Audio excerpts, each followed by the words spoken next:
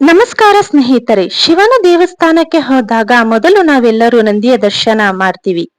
ಶಿವಲಿಂಗದ ಮುಂದೆ ಕಣ್ಣಲ್ಲಿ ಭಕ್ತಿ ತುಂಬಿಕೊಂಡು ಸದಾ ಶಿವನನ್ನೇ ನೋಡುತ್ತಿರುವ ಈ ನಂದಿ ಕೇವಲ ಒಂದು ಪ್ರಾಣಿಯಲ್ಲ. ಈತ ಶಿವನ ಭಕ್ತ, ಮುಖ್ಯ ಗಣಾಧಿಪತಿ. ಆದರೆ ನಂದಿ ಹೇಗೆ ಶಿವನ ವಾಹನವಾದ? ಅವನ ಭಕ್ತಿ ಹೇಗಿತ್ತು? ಬನ್ನಿ ಇವತ್ತಿನ ವಿಡಿಯೋದಲ್ಲಿ ರೋಚಕವಾದ ನಂದಿಯ ಜನ್ಮ ಕಥೆಯನ್ನ ತಿಳಿಯೋಣ. ಹಾಗೆ ಮತ್ತಷ್ಟು ಭಕ್ತಿ ಪ್ರಧಾನ ಕಥೆಗಳಿಗಾಗಿ ನಮ್ಮ ಚಾನೆಲ್ನ ಸಬ್ಸ್ಕ್ರೈಬ್ ಮಾಡಿ. ಒಂದು ಹೆತ್ತು ಹೇಗೆ ದೇವರ ವಾಹನವಾಯಿತು ಗೊತ್ತಾ? ಒಬ್ಬ ಬಾಲಕ ಹೇಗೆ ಶಿವನ ಅತಿ ಪ್ರಿಯ ಭಕ್ತನಾದ?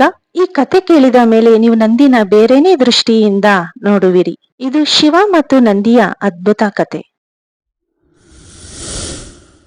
ಈ ಕತೆ ಶುರುವಾಗೋದು ಶಿಲಾದ ಎಂಬ ಋಷಿಯಿಂದ. ಶಿವನ ಪರಮ ಭಕ್ತನಾದ ಶಿಲಾದನಿಗೆ ಮಕ್ಕಳಿರಲಿಲ್ಲ. ಇದು ಅವರಿಗೆ ಒಂದು ದೊಡ್ಡ ದುಃಖವಾಗಿ ಕಾಡತೊಡಗಿತು. ಒಂದು ದಿನ ಅವರು ಒಂದು ನಿರ್ಧಾರ ಕೈಗೊಂಡರು. ನನಗೆ ಸಾಮಾನ್ಯ ಮಗ ಬೇಡ, ದೇವರಿಂದ ಬಂದ ಮಗ ಬೇಕು ಎಂದು. ಅದರಂತೆ ಅವರು ಕಠಿಣ ತಪಸ್ಸು ಪ್ರಾರಂಭಿಸಿದರು. ವರ್ಷಗಳ ಕಾಲ ಶಿವನ ಕುರಿತು ಧ್ಯಾನ ಮಾಡಿದರು. ಅವರ ಭಕ್ತಿಗೆ ಶಿವನು ತೃಪ್ತನಾದ. ಒಂದು ದಿನ ಶಿವನು ಶಿಲಾದ ಋಷಿಯ ಮುಂದೆ ಪ್ರತ್ಯಕ್ಷನಾದನು. ನಿನ್ನ ಭಕ್ತಿಗೆ ಸಂತೋಷ ಪಟ್ಟಿದ್ದೇನೆ ಎಂದ ಶಿವನು ನಿನಗೆ ಮರಣವಿಲ್ಲದ ದೈವಿಕ ಮಗುವಿನ ವರ ನೀಡುತ್ತೇನೆ ಎನ್ನುತ್ತಾನೆ. ಒಂದು ದಿನ ಶಿಲಾದ ವ್ಯವಸಾಯದ ನಿಮಿತ್ತ ಭೂಮಿಯನ್ನು ಉಳುವಾಗ ನಂದಿ ಎಂಬ ಅದ್ಭುತವಾದ ಮಗು ಸಿಗುತ್ತದೆ. ನಂದಿ ಸಣ್ಣ ವಯಸ್ಸಿನಿಂದಲೂ ಶಿವನ ಪರಮ ಭಕ್ತನಾಗಿದ್ದ. ಒಂದು ದಿನ ಕೆಲವು ಋಷಿಗಳು ಶಿಲಾದನಿಗೆ ನಿನ್ನ ಮಗನ ಆಯುಷ್ಯ ತುಂಬಾ ಕಮ್ಮಿ ಇದೆ ಎಂದು ಹೇಳುತ್ತಾರೆ. ಇದನ್ನು ಕೇಳಿದ ಶಿಲಾದನಿಗೆ ಬರಸಿಡಿಲು ಬಡಿದಂತಾಗಿ ಆತ ದುಃಖದಲ್ಲಿ ಮುಳುಗಿ ಹೋದನು.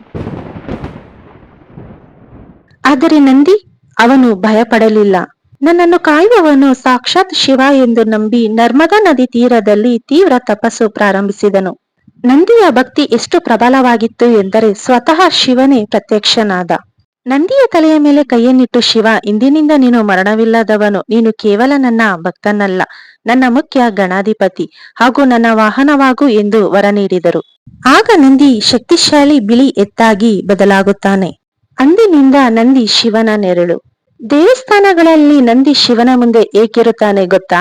ಅದು ಭಕ್ತಿಯ ಸಂಕೇತ. ನಾನು ಸದಾ ನಿನ್ನ ದರ್ಶನ ಮಾಡುತ್ತಿರುತ್ತೇನೆ, ನನ್ನಲ್ಲಿರುವ ಜ್ಞಾನ ಶಿವನಿಂದ ಬಂದದ್ದು ಎಂದು ತೋರಿಸಲು ನಂದಿ ಸದಾ ಶಿವನಿಗೆ ಮುಖ ಮಾಡಿ ಕುಳಿತಿರುತ್ತಾನೆ. ಭಕ್ತಾದಿಗಳು ಭಕ್ತಿಯಿಂದ ನಂದಿಯ ಕಿವಿಯಲ್ಲಿ ಬೇಡಿಕೊಂಡರೆ ಅದು ನೇರವಾಗಿ ಶಿವನಿಗೆ ತಲುಪುತ್ತದೆ ಎಂಬ ನಂಬಿಕೆ ಇದೆ. ಆದ್ದರಿಂದ ನಂದಿ ಕೇವಲ ವಾಹನವಲ್ಲ, ಅವನು ಭಕ್ತಿಯ ಪ್ರತೀಕ. ನಿಜವಾದ ಭಕ್ತಿ ಇದ್ದರೆ ದೇವರು ನಮ್ಮ ಮುಂದೆ ಬರುತ್ತಾನೆ ಎಂಬುದಕ್ಕೆ ಈ ನಂದಿ ಕಥೆಯೇ ಸಾಕ್ಷಿ. ನೋಡಿದ್ರಲ್ಲ ನಂದಿಯ ಭಕ್ತಿ ಎಷ್ಟು ಶ್ರೇಷ್ಠವಾಗಿತ್ತು ಅಂತ. ಇಂತಹ ಮತ್ತಷ್ಟು ರೋಚಕ ಕಥೆಗಳನ್ನ ತಿಳಿಯಲು ನಮ್ಮ ಚಾನೆಲ್ಗೆ ಸಬ್ಸ್ಕ್ರೈಬ್ ಮಾಡಿ. ಈ ಕಥೆಯನ್ನ ಕೇಳಿದ ನಂತರ ಶಿವನ ಕೃಪೆಗೆ ಪಾತ್ರರಾಗಲು ಓಂ ನಮಃ ಶಿವಾಯ ಅಂತ ಕಮೆಂಟ್ ಮಾಡಿ. ನಿಮ್ಮ ಸ್ನೇಹಿತರಿಗೂ ಈ ವಿಡಿಯೋವನ್ನ ಶೇರ್ ಮಾಡಿ. ಹಾಗೇನೆ ವಿಡಿಯೋಗೆ ಒಂದು ಲೈಕ್ ಮಾಡಿ. ಮತ್ತೆ ಸಿಗೋಣ ಮತ್ತೊಂದು ರೋಚಕ ಕಥೆಯೊಂದಿಗೆ. ಧನ್ಯವಾದಗಳು.